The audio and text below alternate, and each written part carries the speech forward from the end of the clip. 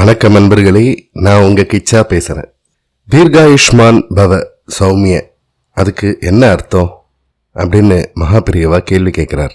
மேலோட்டமா பதில் சொன்னா சிரோன்மணி பட்டம் பெற்ற பண்டிதர்கள் அப்புறம் ஒரு 4-5 வித்வான்களும் அவளுக்கு மகாபிரியவா அற்புதமா ஒரு விளக்கத்தை சொல்றார். அந்த விளக்கம் பத்தினதுதான் இந்த பதிவு. அந்த விளக்கம் என்னன்னு தெரிஞ்சுக்கிறதுக்கு முன்னால நம்ம சேனலை இது வரைக்கும் சப்ஸ்கிரைப் பண்ணாதவங்க கண்டிப்பா பெல் ஐகான் கிளிக் பண்ணுங்க, சப்ஸ்கிரைப் பண்ணுங்க. ஒரு நாள் மகாபிரியவாளை தரிசனம் செய்ய சிரோன்மணி பட்டம் பெற்ற சில பண்டிதர்களும் 4-5 வித்வான்களும் வந்திருந்தார்கள். மகாபிரியவா சாஸ்திர விஷயங்களை அவர்களுடன் சம்பாஷித்து கொண்டிருந்த போது பேச்சுவாக்கில், இங்க வரவாலாம் நமஸ்காரம் பண்ணுனா நான் திரும்பி நாராயண நாராயண அப்படின்னு சொல்லி ஆசீர்வாதம் பண்றேன். நான் சந்நியாசி, ஆனா சம்சாரிகள் நீங்கள்லாம் என்ன சொல்லி ஆசீர்வாதம் பண்ணுவேல் அப்படின்னு கேட்டார். வந்திருந்தவா தீர்காயுஷ்மான் பவ சௌமிய அப்படின்னு சொல்லி ஆசீர்வாதம் பண்ணுவோம் மகாபிரியவா அப்படின்னா. சரி, அதுக்கு என்ன அர்த்தம் அப்படின்னு கேட்டார் மகாபிரியவா.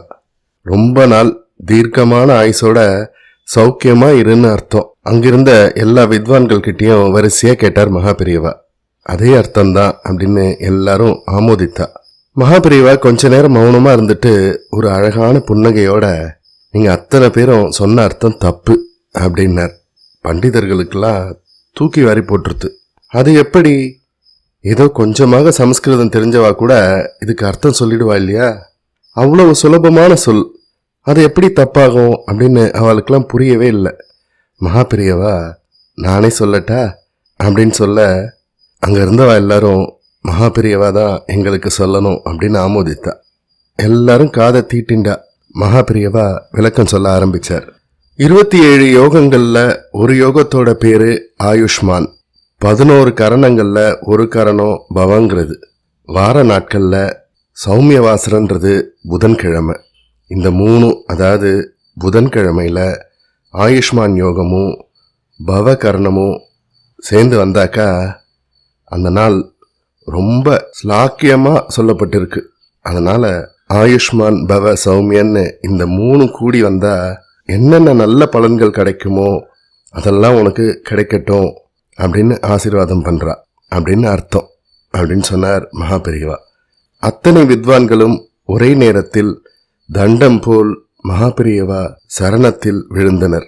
4-5 சிரோன்மணிகள், 5-6 வித்யாவாசஸ்பதிகள் இவெல்லாம் இருந்தும் கிளிப்பிள்ளை மாதிரி சொல்லிட்டு இருந்த இத்தனை எளிய வாழ்த்துக்கு இவ்வளோ ஆழ்ந்த அர்த்தத்தை காட்டி கொடுத்த அந்த ஞானமேருவின் முன் ஆத்ம சமர்ப்பணம் பண்ணுவதை விட வேற என்ன செய்ய முடியும்?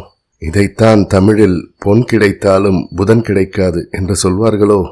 புதன்கிழமையோட இந்த யோகமும் கரணமும் சேர்ந்து அமையும் நல்ல நாள் அரிது என்பதாலோ. சிரோன்மணிகளுக்கென ஒரு வகை பாடம், செல்ல பிள்ளைகளுக்கு வேறு மாதிரியான பாடம் நடத்தினார்கள் நம் மகாமாதா. நாம் சிரோன்மணிகளாக வேண்டாம், என்றுமே நம் மகாபிரியவாளுக்கு செல்ல குழந்தைகளாகவே இருப்போம். மனசுல எந்த கல்மஷமும் இல்லாம. ஜெய ஜெய சங்கர ஹர ஹர சங்கர.